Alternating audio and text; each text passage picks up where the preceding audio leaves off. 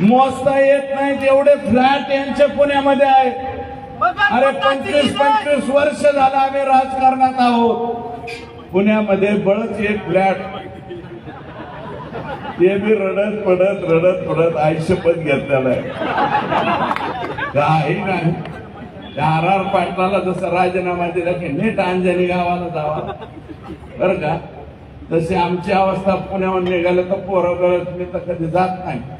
पण मुलं शिकत होते म्हणून एक 10 बाय 20 काहीतरी घेतलेलं आहे.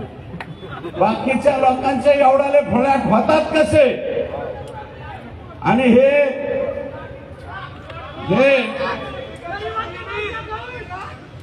लागेल, ईडी सुद्धा लागेल, बीडी सुद्धा लागेल.